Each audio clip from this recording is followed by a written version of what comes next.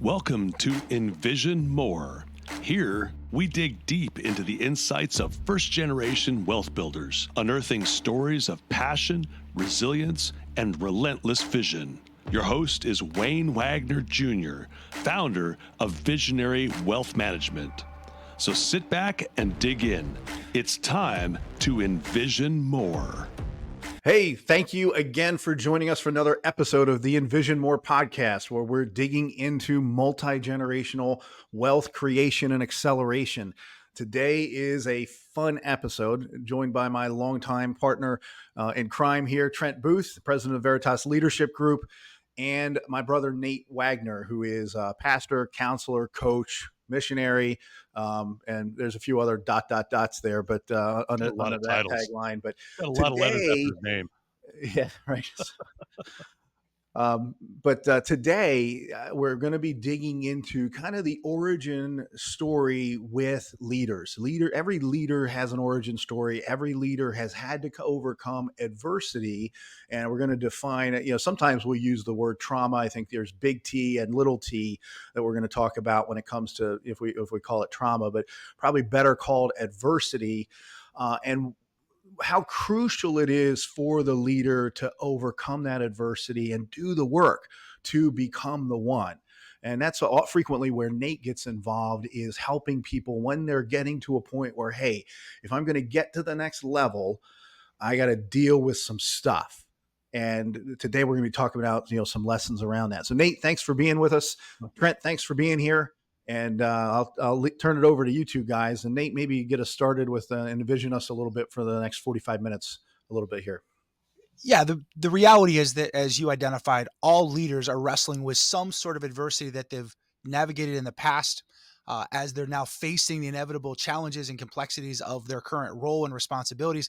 And if they've not gone back and dealt with the recovery necessary to have a better perspective on what they've been through, how it's impacted them, they've not externalized it in a way that allows them to be able to see it, grasp it, work through it. Rather, now it's just sitting in the background as this audio that gets turned up, that creates a cognitive dissonance, that creates this distortion for them, that they're reacting in ways disproportionate to the situation. They're not sure why, they're not sure what's driving that.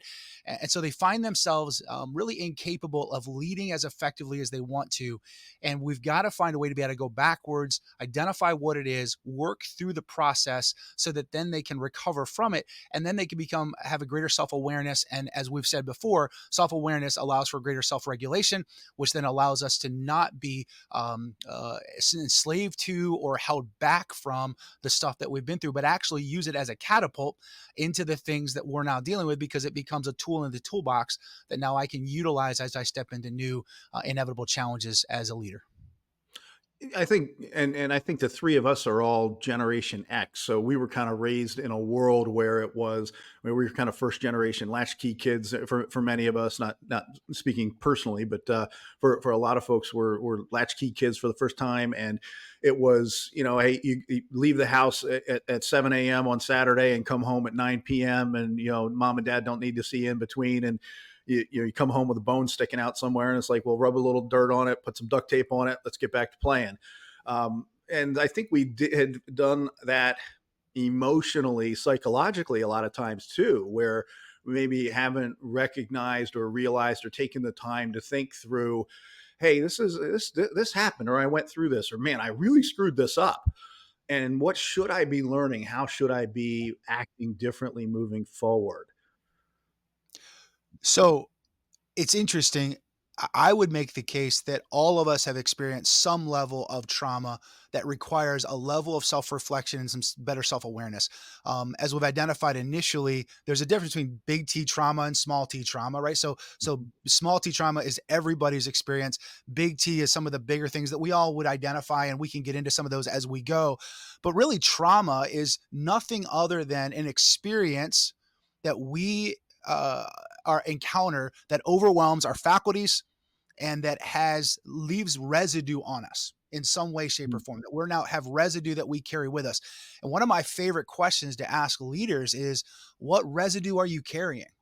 Do you even know what residue that you're carrying? Because if you don't know what the residue is, you're bringing that into every situation. and it is playing a disproportionate role in your decision making.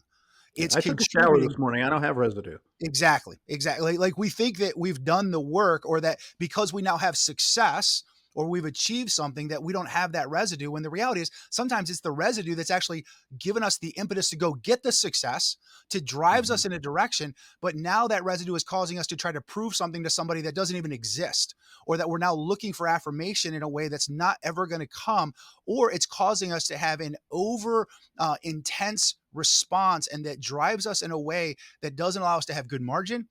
It makes us feel like we're responsible and have pressure and obligations that are just outside of anything that would be healthy or normative. And it puts us in a place where now we are incapable of having the kind of relationships that we want to have with our wife, with our kids, and ultimately with the life that we really have dreamed of living, because we now don't know what to do with the residue that we're currently carrying. Hmm. Can we unpack this for a second here, Nate? Yeah. Do me, Yeah, do please. me, do me. All right. So I'm volunteering here. I'll be your guinea pig. Sure. You talk about trauma. So, for example, I've done some work, and I'm grateful for the work I've done. And I don't think I'm done with therapy and working with, Sure. licensed counselors that are, guys like you, not coaches. I'm saying Sure. you coach, but you also have therapy, and you're Yep. equipped and insured, all that fun stuff, Sure. qualified in a way that I am not. I'll put it that way. So some of the work I've done, you talk about how that trauma could actually lead to some of that success. This might Yeah. be an example of that, where my Yep. dad was traveling salesman in Canada. That means it's a large territory. If you're running even Western Canada, you've got Vancouver to Winnipeg as your territory. He's traveling for a week, 2 weeks at a time. I'm 3 years old, and the story goes that my dad was looking for his keys, trying to go to the airport, can't find them. I've buried them in my toy box Mm. in a Pringles can at the bottom. Mm. Okay. Almost misses his flight Yeah, absolutely. because I'm crying every time he goes away, because I Yeah. don't know at 3 that he's coming back. I just know Sure. that he goes away. Right. So Sure. abandonment is what I would call the trauma today. Absolutely. Um, Fast forward, I'm in grade school, and I identify as smart. So I'm getting grades like straight A's. If I get straight A's, I'll be so important that they won't leave. I'll be so important that I can't be abandoned. So this would be an example. And my understanding is that we've got a choice to either, even whether it's a conscious choice or not, to Sure. react violently or passively to that trauma. In my Absolutely. case, the violent response is I'm going to study and throw myself against the rocks to Yep. get great grades so that people don't ever abandon me. That would be an example of, oh man, but look at the grades you got. And Absolutely. I would actually go, all right, that's a good ethic. Absolutely. However, if that's the way I'm going to identify and build my life around that, there's a point of there's jumping the shark at some point, where the point of diminishing returns, it's now not Yeah. healthy. Yeah. So I'll place that before you Yeah. here. No, it's great. Go. So yeah. So first of all, what happens is there's a performance orientation that now my entire worth, my sense of identity and purpose gets defined by my performance. And it Mhm. doesn't matter who you are or how great you are, you're never going to meet your own expectations. No question. And Yep. because you're chasing a ghost at that point, you're never going to be able to do enough to feel like it's sufficient to Yep. actually have performed at the level necessary. And so now you're Mhm. constantly working from a deficit because of that. The other framework that so often comes out of that is the pass fail framework, which means I'm either highly succeeding or I'm completely failing. And there's nothing else in between. And one of the most destructive cognitive distortions that I can develop in my life is to have a pass fail mindset. The other option is trial and error, right? So the goal is I'm trying, I'm training, I'm developing, and then I have an error and I get back on track. But it's never an all or nothing mindset. It's never that I'm just passing or I'm failing and I'm incapable of getting my footing, because either I'm arrogant and it goes to my head and I have this sense of entitlement, or I'm failing, I'm now losing, and now it goes to my heart and I feel like now I'm completely enslaved to this definition of what I never wanted to be and what I've worked so hard to avoid. And it becomes paralyzing really in both directions, because entitlement keeps me from having healthy relationships with people, but so does shame. And shame becomes that great blocker. And one of the biggest things that shame does is it takes away hope and it takes away vision. So if I'm failing and I'm carrying that shame, now I don't have a great hope for what the future can look like. And the vision that I need to figure out where I'm going, what I'm trying to achieve, now has been compromised as a result of that. And so you're right. It can drive you to be really good in the academic world. It can drive you to have success in the business arena. But at the end of the day, it ultimately takes a toll on us that's insidious. And usually guys can do that into their 40s. And usually early 40s, mid 40s is where you start to see it start to hit hard because they have become so addicted to intensity Yep. and they've never made the switch from intensity to consistency. And if they never make the shift from intensity to consistency, their bodies, their physiology, their cognitive way of operating, and their emotional world cannot sustain intensity as the rule of life. Consistency has to come into play, but oftentimes that their success has gotten them addicted to intensity, to the adrenaline of intensity, and now it becomes unsustainable. And the crashing can come in those mid to late 40s, where either it looks like complete devastation financially or relationally, or it looks like a vice that now I've acquired to try to just manage all of that emotional stuff that I don't know what to deal with. And it's only a matter of time before that ends up becoming a house of cards at that point. So we should probably unpack this more here, Nate. But if somebody's watching this on YouTube or listening to the podcast and they go, okay, that's me, right? Sure. So fortunately, before the crisis or the cataclysmic event, what could I do to be proactive to start dealing with, whether we call it battling my demons or whether we call it working through some of the trauma? What would be a great first step in your mind? Yeah. So let me answer that in just a second. Let me give you what I would say are probably the 4 or 5 best things to identify, and then I'll give you that kind of path forward. So if you regularly find yourself dealing with pressure versus responsibility, meaning for you, it's about the weight of responsibility that you feel for things outside of your control. Personal responsibility brings out the best in us because it's stewarding or managing the things that are within our control. But there's a big difference between pressure and responsibility. And trauma oftentimes leads us to feel responsible for things outside of our control, other people's responses, other people's emotional world, and even sometimes the outcomes that I don't have the ability to fully control. I feel the weight of pressure for that. If I have a performance orientation, that's a big deal. If I do not have the ability to empathize with other people, that I rely so much on my own perception of things, but I don't have the willingness to work to get a proper perspective, right? So perception becomes the thing that I am so dependent on. My own perception is what rules the day, rather than the recognition that I need to work hard to get a different perspective and maybe another person's perspective to be able to understand what's really going on. Hyper compartmentalism, where I can become so fixated on something that everything else ends up blending into the background. I don't even think about them. One of the ways we see this is if a guy has an affair and the wife will ask the guy, where was I? Where was the kids when you were having this affair? And he goes, you didn't exist.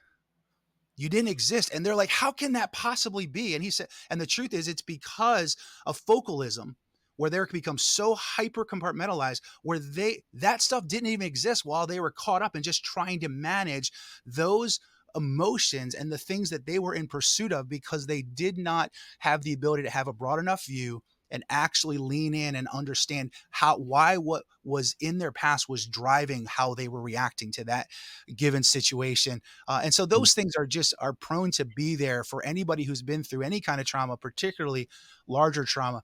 I think the first thing that we've got to do is you've got to be willing to recognize that I'm carrying some wounds. We're all carrying wounds, right? So wounds come from one of 3 places: things that have been done to me that violated me in some way, needs that I had that went undealt with, offered to me, right? So unmet core longings, unmet core needs. So whether there was emotional neglect or just a lack of support. So that, and then the third is the things that I do to myself because of the choices that I've made, where we're all victims and co-conspirators. We're all ones who have been victimized by something or someone, and we've participated in some of our own trauma that we've been through. And so we've got to be willing to identify what those wounds are. And then the next question for me is, okay, what are the lies that you developed, that you took on because of those wounds? Lies about your worth, your significance, what's going to give you a sense of worth and significance, lies about other people and their inability to offer me what it is that I need. Sometimes it's lies about how the world works, that I'm a perpetual victim, and or that I'm entitled to whatever it is. It can be lies about how if in a spiritual sense, who God is and how he relates to us, that God is perpetually disgusted with me, or that he doesn't desire connection for me because I'm too messed up, I'm too broken. Those lies lead us into a place of fears where we carry anxiety with us. And again, anxiety masquerades in guys, right? So anxiety masquerades as anger. Sometimes anxiety masquerades as just emotional aloofness or disconnectedness. Anxiety masquerades. So a lot of times it's hard to identify, but we've carrying these fears. And for guys, it comes down to usually three things: I'm not enough, I don't have what it takes, and I'm not worth being believed in. I'm not enough to be who I need to be. I don't have what it takes to meet other people's expectations, and I'm not worth being believed in. And then those fears then cause me to step into patterns that are dysfunctional. We call them maladaptive coping mechanisms, just patterns that are dysfunctional, whether that be an addiction, whether that be just an unhealthy way of operating, whether it be a workaholic, or whether it just be somebody who's emotionally detached, or somebody who manages people as assets rather than to be able to have interdependent relationships. And so my take is that whether it's with a professional counselor, which I would encourage if there's significant trauma there, or just with close relationships, what are the wounds that you carry? What are maybe some of the lies that you've developed because of those wounds? What are the fears? What's the angst, that the unsettledness that you wrestle with? And then what are some of the poor ways that you've learned to cope with that maybe you've so normalized that you don't even realize is dysfunctional?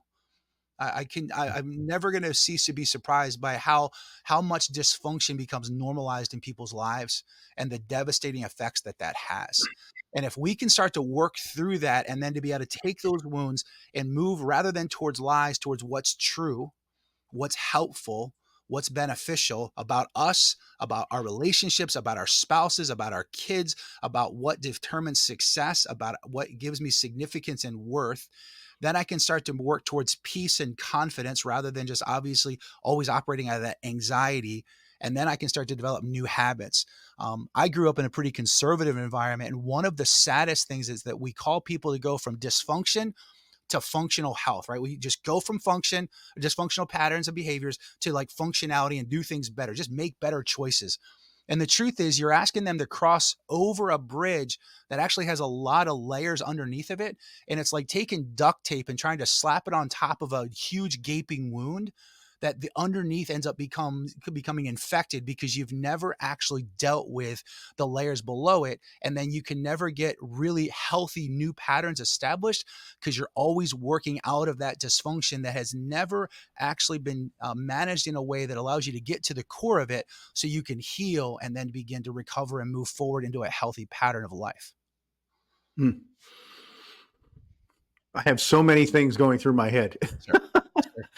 Sure. There's and the first thing that was hitting me was you were saying, as guys we can hide this stuff until we're in our 40s, and then the zit starts to pop. Like you can no longer hide that cyst on your back. Yeah. It starts to become obvious, and and something's gotta lance it. We got to do something about it.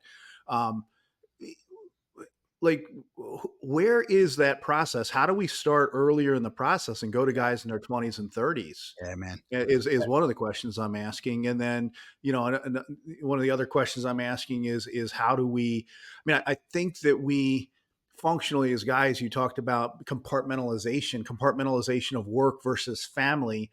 I had a conversation with a client who, a few weeks ago, who he and his wife both third marriage for each of them, and and they both function and worked in environments where it was almost a badge of honor that this department is so effective. Everybody here is divorced.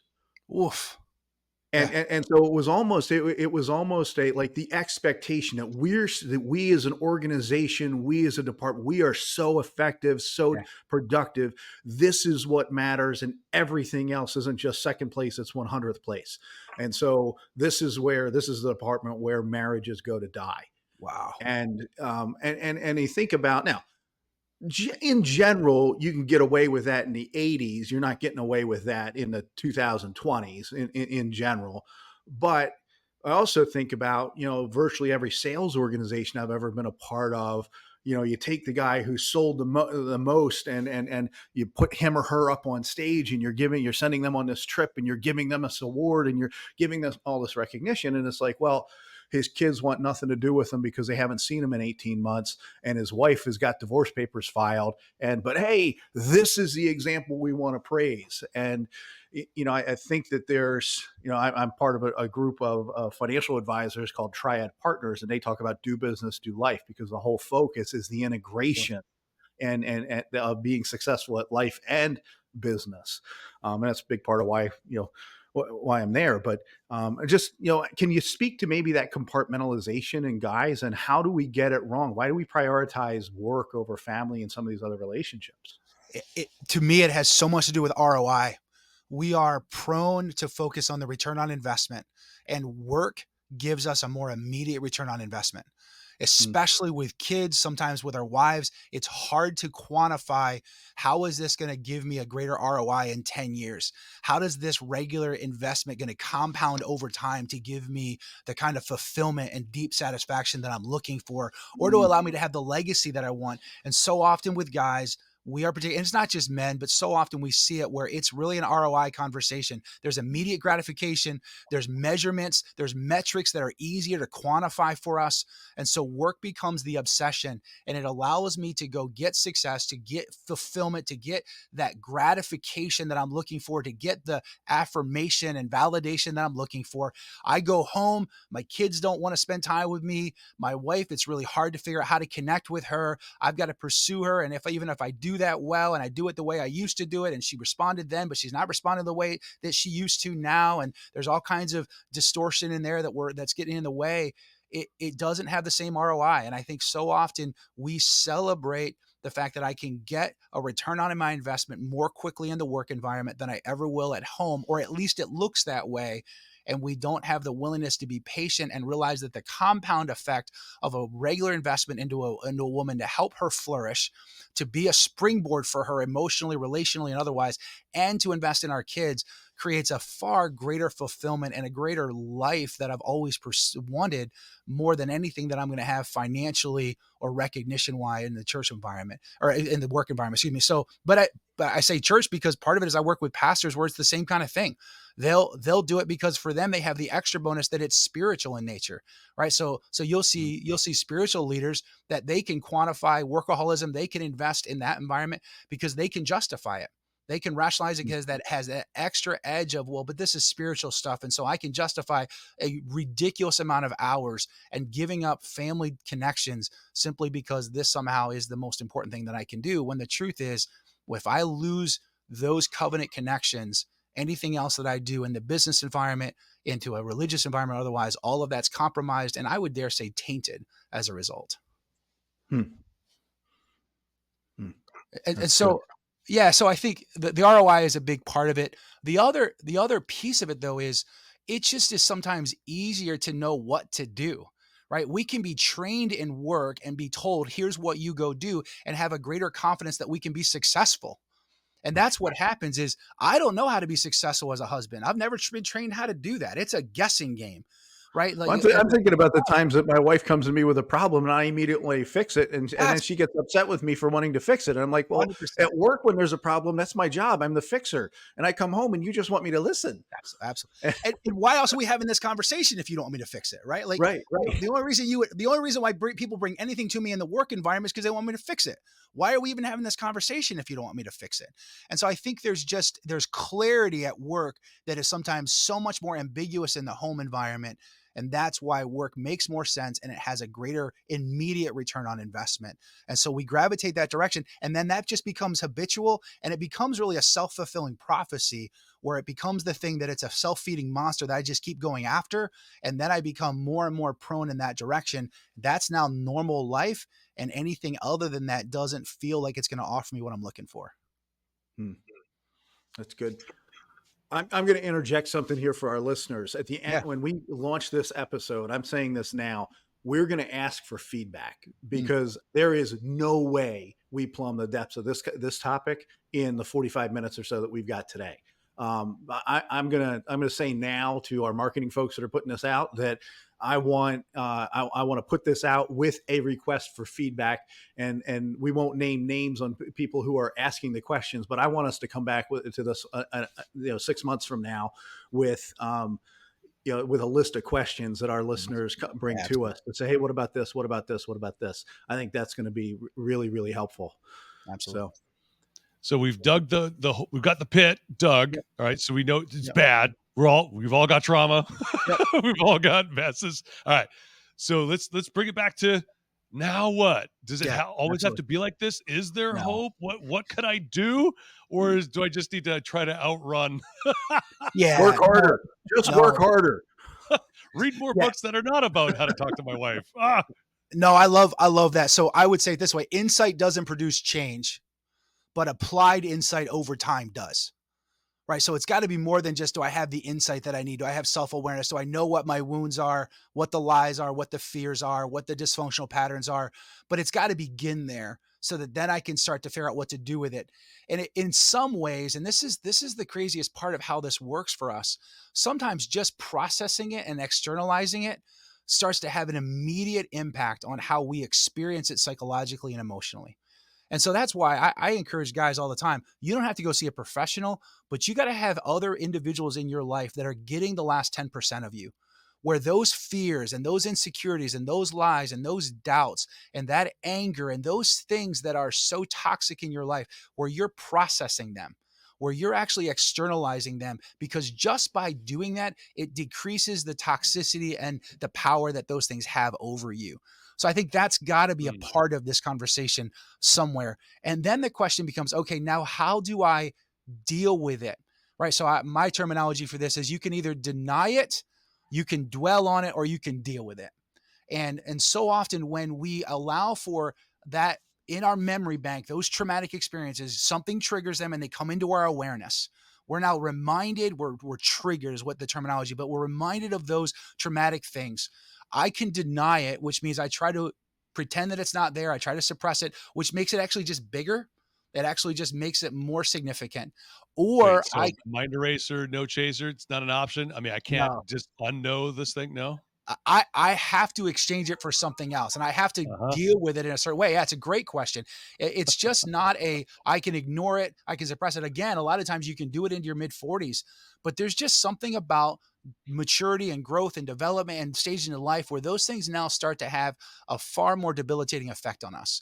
And Nate, I'm celebrating the fact you're talking about, like, hey, there's a solution. Once you're aware, over time, you can start engaging in healthy stuff. I love that you're saying, hey, therapy might be a thing for you. If you've got good buddies that you're running with, good girlfriends you can have wine with, check it out and get to that last 10%. That's like, hey, I'm doing that. Yeah. When should somebody say, hey, I've tried therapy, it sucked, I didn't have the right person? When would you say, hey, maybe give this another shot? And how would you suggest somebody find a great counselor? I love that question. I get asked it a lot, which is, at what point do I need to move from just having healthy friends to now I've got to work with a clinician that can actually do the heavy lifting with me? And I would say a couple of things. Number one, when it's affecting your day-to-day milieu, your daily relationships, how you're operating in the work environment. Had a guy a couple years ago that came in because he was mandated to come see me by his employer because he had created, he was a high level sales guy. And he was angry at his wife. He was angry at his client. He was angry at his boss. He was angry at his kids. And we got through that first conversation, and he was convinced he didn't need counseling. And I just said, look, at the end of the day, you're going to fire me for saying this, but this is a you issue. This is coming out in it's seeping out in so many different ways, right? 100% of unmanaged trauma seeps out. It just does. And for him, it was seeping out all over the place, and he was completely oblivious to how much it was. And he fired me after that session. And about 5 months later, I got a call from his wife. And she said, I think he's ready to come back to see you. And I said, then have him give me a call. And he called me, and it was one of those moments where he just said, Nate, I wasn't ready then, but things have spiraled since we talked. We got to deal with it now. And so I think if it's operating in your milieu where there's a common denominator between why things at work and at home and everywhere else are just not operating the way that they need to in a healthy way, that's a you issue. And you're the common denominator. You're going to have to get some help for that. So that's part of it. But I also think when you're in a place where you literally just cannot relax, where you do not know how to relax. Now, for some people, relaxation is go do high risk activities, go do mountain climbing, go do the things that are like, you're not just sitting around doing nothing. For some people, that's actually more anxiety producing than not. But the truth is, if you're incapable of finding those things that are restorative, that you've tried really hard and you're not able to recover, and you have all these recreational outlets, but you never recover, you never feel like you've been rested, that you've gotten an escape from the day to day, and now you're in a better place to bring more of what you want to bring to your work, to your family dynamics. That's another hint that, man, there's a time to go talk to somebody and start to figure out what's actually going on. And so I think part of it is, if it's seeping out into the day to day, if you're not able to recover, you're not able to relax and find that. And then the third is, if you got people in your life that are saying, hey, I think you might want to talk to somebody. Hey, listen to the people around you that are saying it might be time to go talk to somebody. I don't know what it's like to be on the other side of me. I don't know what Mhm. it's like to be parented by me. I don't know what it's like to be my spouse. I don't know what it's like to be led by me. And so if those individuals are saying, hey, man, I think it would be helpful you to go talk to somebody, if they're taking the courageous step to bring that to you, it's not an attack. They are not Mhm. just criticizing. They care about you, and they're being courageous. Listen to what they're saying. Now, those are the three things that I'm always saying. Hey, if that's happening, go talk to somebody, So because they're somebody's doing listening something. today, Nate, and they hear you, they go, "That's me. Yep. I'm ready." Yep. Next step? Yeah, so I think this is where you're looking for a clinician that's working from a cognitive behavior framework, and or they're doing something in the area of narrative therapy. I think, again, I there's a lot of different clinicians out there working from a lot of different places, but you want somebody that's going to help you begin to really deal with this. There is highly trained clinicians that have trauma informed care, that they understand trauma therapy. You want somebody who's got that background that they're working from. A lot of clinicians can be helpful, but if you are really dealing with acute trauma, if you're dealing with something that is such a tangible thing that you know it's there, man, you want to talk to somebody who can help you from that framework, that has trauma informed care, that has a background in this, and that can help you begin to connect dots. Because if you can connect the dots, you can begin to process. If you can process, you can actually release it, and then you can move forward in freedom. But if you're not able to get the language and the categories to be able to connect those dots, it's going to be really hard for you to ever walk in freedom from what you've been through in the past. And what kind of rubric would you recommend somebody? Again, what if the first person I meet isn't the Yeah. best ever, right? So, like, I go to the place to get my hair cut, and I don't like the way one person cuts it. I love the way this person does. What kind of rubric would you give somebody to like decide, hey, this is my person? I want to be careful here, because I think there's times where it's just an obvious not a good fit after one session, and I've seen that. I just think I always ask people, look, if you're not sure, do it 3 times, go to 3 sessions, just try it for 3 and see where it goes, because it's after the third session where the work stage is going to begin. And if you're in that first 3 sessions and they're able to do a full intake and they're able to kind of get the lay of the land, and now they're casting a vision for kind of what the next steps are going to look like, you're going to have a pretty good feel for, is this a good fit? Is this somebody that I want to have as a Sherpa that's going to help me navigate this territory or not? And so if you're not sure, give it 3 sessions. If the 3 sessions go by and it's just not working, clearly it's not a good fit, man, go find somebody else. But as you just identified, so often we go try it a couple of times and then we throw in the towel. And it's like, man, if I had done that when I was trying to ride a bike, man, I would never been able to figure out how to ride a bike. There's Yeah. so many things in my life that if I tried that the first couple of times, I had an argument with my wife and just said, well, this isn't worth it, so we're just not going to talk anymore. Like, how many times in life is it wise Yeah. to give up after just a couple of times? When I think therapy is one of those things where if you're a leader who's wanting to have impact and you're a high caliber individual, you cannot allow frustration, disappointment, or even disconnects with a therapist to get in the way of you doing the work that you need to do, so that everybody in your sphere can benefit from that resilience and that hard work. I think every entrepreneur should have an outstanding lawyer, should have an outstanding accountant, bookkeeper, and an outstanding coach. Yay. And an outstanding therapist. I'll Yeah. volley things back over to Wayne, but dude, what a great conversation. Yeah, and I've got two things that are coming to my mind. One of them is that question of, you pointed out, if you've got somebody in your sphere who is saying something. I have longtime friend and client of 20 years at this stage, David Snow. And David and his wife Melinda knew May and I while we were going through our season with the school. He watched me put on 80 pounds of stress and anxiety weight. He watched me, where I was losing control of visionary wealth management, and we had a season where we lost clients because my hand was not fully on the wheel. And he did, he would have gentle conversations with me about health and just say, hey, listen, let me just encourage you, make sure you're getting at least 8 to 10,000 steps in a day, eat a salad every day, just gentle reminders, but also something a bit more intentional, where like he invited May and I to join he and Melinda at a fundraising dinner for an organization. The organization was called Serving Leaders. And we're sitting there listening to these leaders share testimonies of, or share their narrative of how this organization has helped counsel and coach them through some traumatics. And unsolicited, David leans over and sees me kind of just completely glued in to what's going on. And he's like, hey, I can get you in touch with the executive director here. And that wasn't like, I never ended up connecting with Serving Leaders, but I walked out of there with, somebody for whom I had enormous respect, who in a moment of my weakness, this guy saw me. Yeah.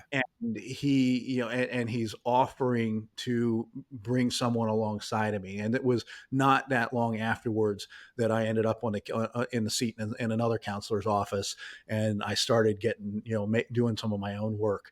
I think one of the other things that's hit me here as you're talking, Nate, and I asked this question about how do we go back in time? How do we go hit those 20 to 35-year-olds? And I think we'd be remiss if we don't talk about having a personal mission statement, a personal image of who is it that you want to be. Absolutely. And I think one of the most prescient things that ever happened for me was in my late, I was 27 years old.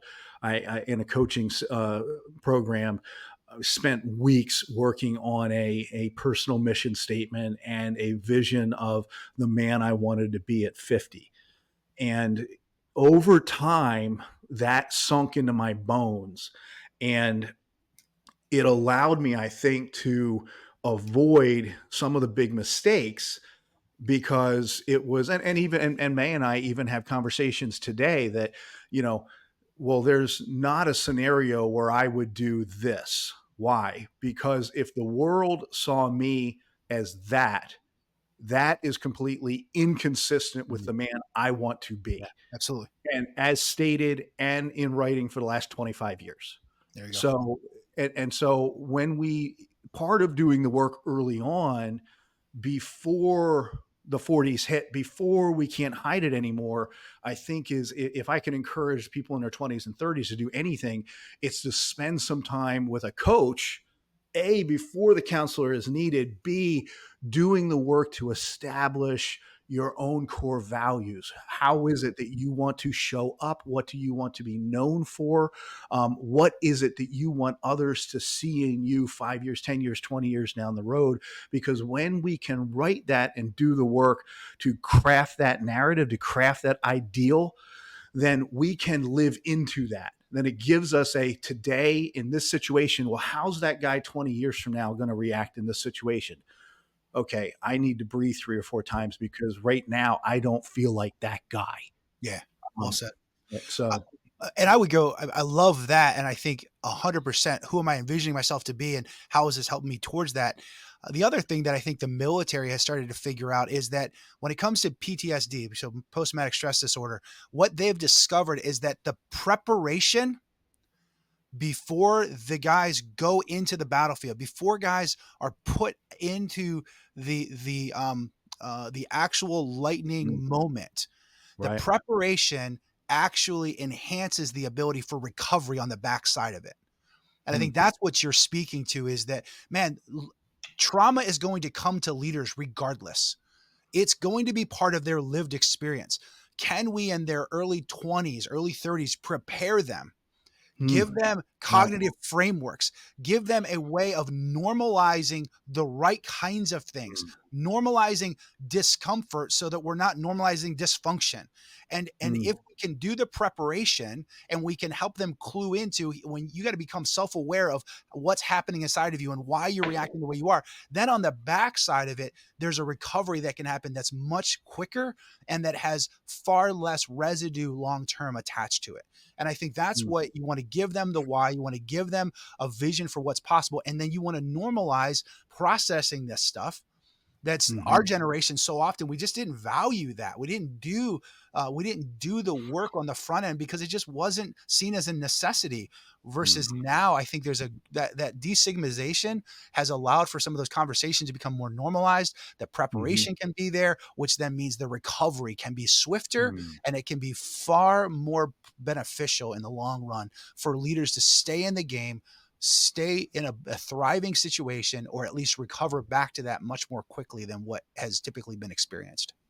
Nate, I know we're short on time. I've got to Yeah. ask this two-parter. One, and I love what you're saying there, because this next generation, it's not weird for them to get counseling. Yep.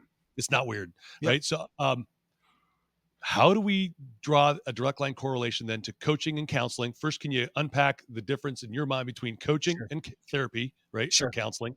And chicken or the egg? Do we in our 20s get some counseling and then some coaching, or coaching and then counseling? What are your thoughts? It's a great, the second question, I'll just say this way. It is a chicken and egg, meaning I think it's yes. If you are disruptive, if you are in a place where you feel stuck and you just can't keep moving forward and there's something tangible that you know is there, go talk to a counselor.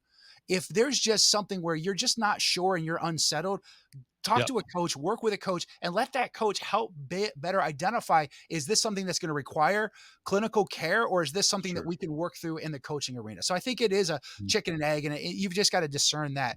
I think counseling's way cheaper. Yeah. I mean, coaching's so expensive. So like $90 an hour versus 900. Yeah, absolutely. It is funny though. I think coaching has typically to do with how do I maximize the current situation that I'm in? What are the questions that I need to ask? What are the steps that I need to take to really maximize this role?